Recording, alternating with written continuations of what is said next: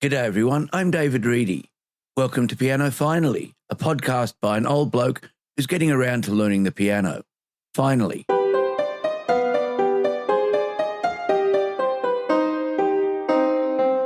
Welcome to show 53. Thank you very much for listening. If this is the first time you're hearing the podcast, I hope you enjoy what's in the show.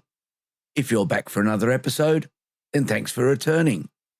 If you too are learning a musical instrument, let me know how you're going with it. You can contact me at david@pianofinally.show. I wrote some of this week's show in yet another foyer. Not the Opera House this time, but the foyer of the Joan Sutherland Performing Arts Centre in Penrith. I was waiting to go in for a performance of George Orwell's 1984 by the Shake and Stir Theatre Company. The adaptation was very well done. With a cast of just 5 actors, and the use of video screens, they captured the essence of the book and handled Winston's writings in an imaginative manner. There were only 2 performances in Penrith, but the production is on tour around most of Australia for the rest of the year. If you can get to it, I'd thoroughly recommend it. There's a link in the show notes to their schedule. I did get a bit more time on the school's grand piano on Friday, as I didn't go home between work and going to 1984. I was paying more attention today and noticed that it has a very shallow key travel compared with every other acoustic piano I have played. I found myself playing much louder than I usually do. I had my last piano lesson for the term this week. Devi is off overseas, so no formal lessons until next term. I've gone through some things with her to work on over the next 5 weeks, mostly the E, I and I packages from Bill Hilton that I mentioned a few shows ago, and I have the current grade 1 pieces to work on.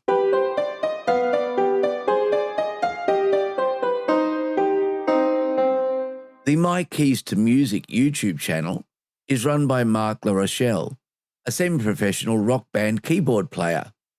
For his full-time job, Marc is a software developer specialising in FileMaker, something I used to work on.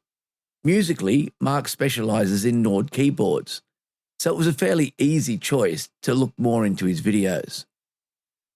The videos on My Keys to Music aren't just about Nord keyboards though. They cover other topics of interest to keyboard players. Most recently, Marc has looked at some of the latest AI tools and how they might be of use to musicians, not in creating music, but in using their power to separate tracks into stems. This would mean, for example, that you could remove the piano part from a track and then play along with the rest of the music and vocals. I'm going to try that during the upcoming holidays. But to be honest, the heart of the channel is the Nord keyboards. Marc owns a selection of both current and past keyboards and uses them for a number of different purposes. There are videos where he just plays something on the keyboards, for example, the Doctor Who theme. The video is shot from overhead, so you can follow the notes and fingering used. In this one, Marc doesn't talk about the settings on the keyboard, but there are plenty of other videos where he shows how to design sounds on the different keyboards. In those discovery videos, Marc will give examples of a sound type from a music video and then go through the concepts needed to reproduce it on whichever Nord keyboard he has chosen. One of the nice things about the Nord keyboards, especially the current generation, is that they have similar capabilities across the range, so a tutorial given on one can be followed on another if it has the same type of sound engine. The YouTube channel also has comparison videos looking at how features compare between the different keyboards. This can save you money. Nord keyboards are expensive, and it may be that you don't need all the features on a particular instrument, so a different model may suit your needs at a lower price. Marc's comparisons might help you to decide. But you know me, I like to learn new things, so it's the instructional videos on My Keys to Music that keep me coming back. There's a huge amount to learn with these instruments, and Marc's videos will take just one aspect of using the keyboard and explain and demonstrate that aspect. They are generally short and to the point, and a great way to look at a part of the keyboard you may have skipped over or not even known was there. To back this up, Marc has full paid-for courses for the Nord Stage 4 and some other Nord instruments, which look in great depth at how to use the keyboards. I'm working through the Stage 4 course and I think I'm going to keep coming back to it again and again. The courses are available from the My Keys to Music website. There's a link in the show notes. Finally, Marc has a Patreon where he provides more in-depth tutorials and even includes downloadable files for some of the more elaborate setups. I have downloaded one set of files and have added a new number to my current practice. No, not more jump. I'll add it to the progress section once it's reasonable. Remember, if you're joining anyone's Patreon, don't use the iOS app to sign up, as Apple takes a cut of every subscription. Use their website to join, and then you can use the app, and Apple doesn't get anything. I mostly like Apple, but not this aspect of their business practices. I don't know if Google does the same via Android, so use the web there too, just to be sure. If you're ready to go down the synth rabbit hole, especially the Nord version of the rabbit hole, My Keys to Music is a great resource, with a lot of fascinating content, links in the show notes.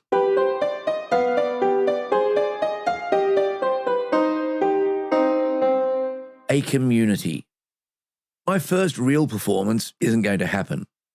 The students who wanted to perform Adele's Someone Like You never got their act together, and so they missed the auditions for the school talent show, which means I'm off the hook.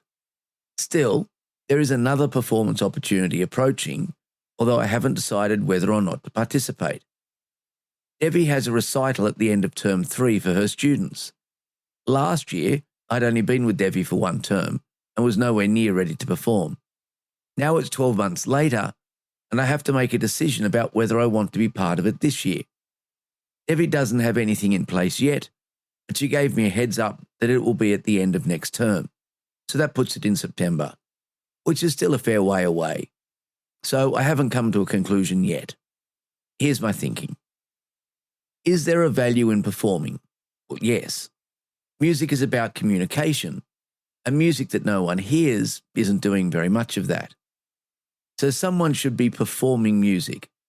Most people do not have the ability to perform most pieces of music. As I'm writing this, a performance of Beethoven's 7th Symphony is playing on Stage Plus, a piece of music that is impossible to hear without a large number of people performing.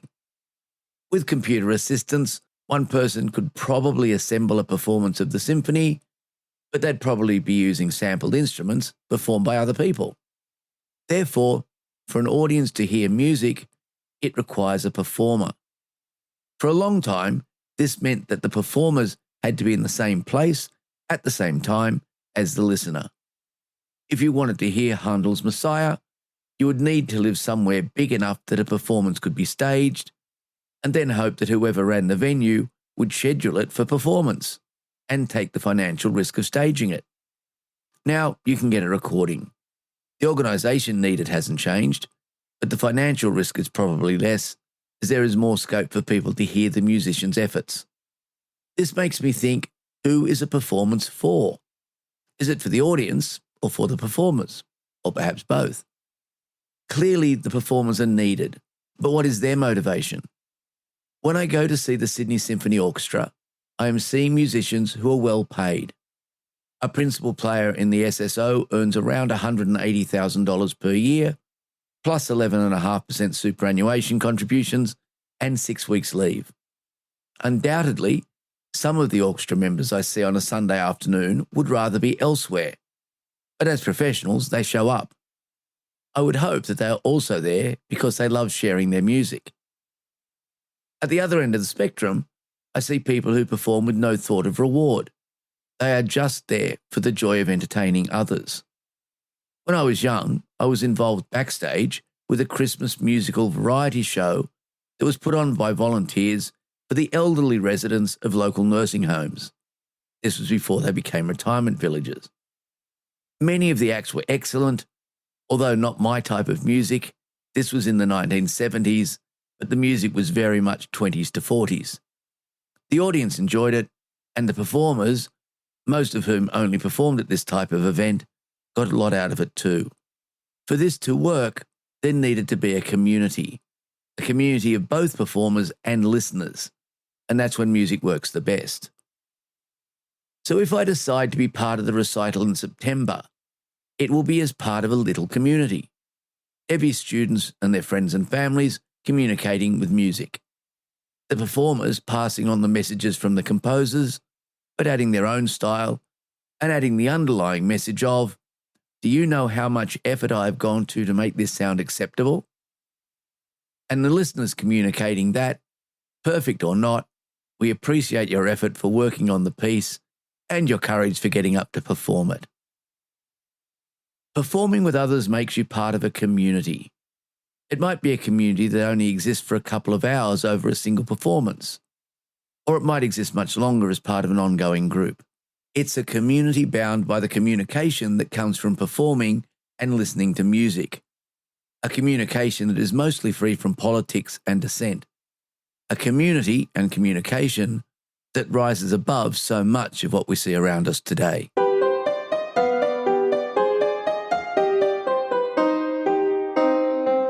Reviewing my newest keyboard is going to take more than one segment, so I'm going to split it over the next few weeks. This week I'll talk in general about the Nord Stage 4 and then look at the different sections over the coming weeks. Klavier Digital Musical Instruments is a company based in Sweden. It makes the Nord brand of instruments. They've been in business since 1983 when they released their first product, a drum pad. Since then they have moved into keyboards, though they do still make a drum pad. Their products are distinguished by their red colour, and you are sure to have seen many music groups using their instruments. They started using the Nord brand name in 1995. The Nord Stage range is their stage keyboard offering, and the Stage 4 is the latest iteration. It was released in 2023 and is their most advanced keyboard to date. The keyboard is available in 3 versions, a compact 73-key version, a larger 73-key version, and a full 88-key version. All the versions have exactly the same specifications in terms of sounds, samples, and capabilities. It is just the key mechanisms that differ. The 88-key version has a fully weighted hammer action. The larger 73-key version has the same hammer action, while the compact 73 has a waterfall keyboard. All have triple sensors, and apart from the way they feel, all work the same way. I have the 88-key version. I don't have experience with many other keyboard actions, but it certainly feels different to the Millennium Grand action in my Kauai and from the actions in the other acoustic pianos I play regularly, Evie's and the Hyundai at work. It feels a little heavier than the action on my Roland FX90. The keyboards also have aftertouch, which is used with some of the sounds. I'd call this a transportable keyboard rather than a portable keyboard. Nord does make keyboards that can be carried in a backpack to gigs, but this really isn't one of them. It's the usual length for an 88-key keyboard, 130 centimetres, but it weighs in at 19.6 kilograms. So it can be lifted by one person, but it's unwieldy. There is a Nord soft case for it that includes wheels. On the other hand, it can be used as multiple instruments, and this is perhaps easier than having to carry 2 or 3 keyboards. The controls for the keyboard are split into 4 main sections. There are 3 instrument sections and then an effects section. The instrument sections are for organs, pianos, and synthesizers. You can have 2 organs, 2 pianos, and 3 synthesizers, and those synthesizers can be subtractive, FM, or sampled.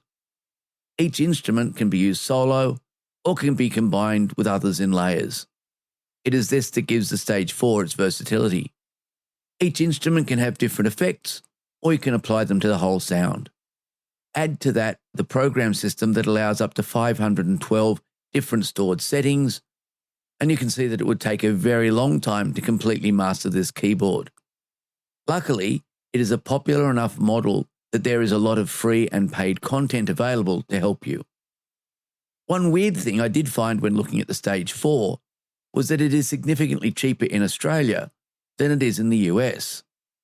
I paid $6,700 from a brick and mortar store in Sydney, which was a small discount off their list price as I was buying some other gear at the same time.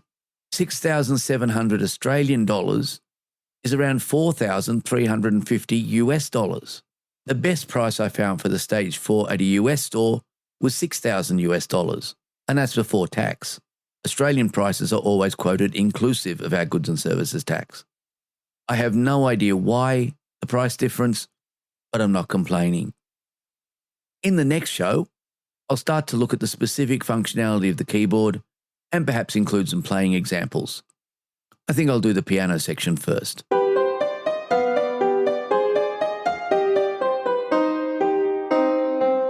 Coming up this week, we have the Creative and Performing Arts Showcase at work on Wednesday. This is where our art, drama and music students get to show off the works they've been preparing for their final assessments next term.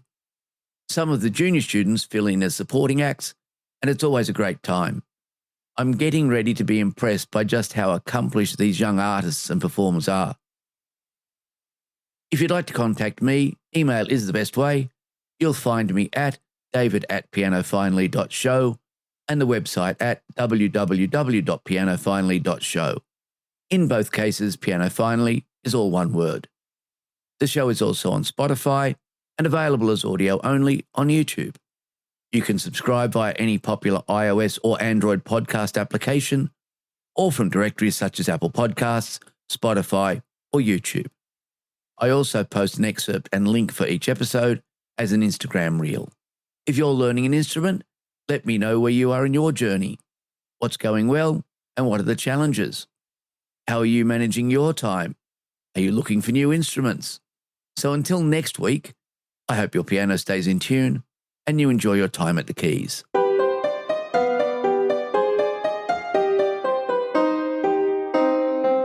Again this week, I've included the pieces that might get to the recital in September if I don't get the Mozart or Rossi pieces up to scratch. They are Fritz Spindler's Canon, Daniel Gottlob Turk's Bagatelle, and Andrew Cragg's Afternoon Snooze and Blackout Blues. The pieces were recorded using the Kawai NV10 as the keyboard and Pianotech 8 on the M4 Pro Mac Mini, modelling the New York Steinway D in classical recording mode.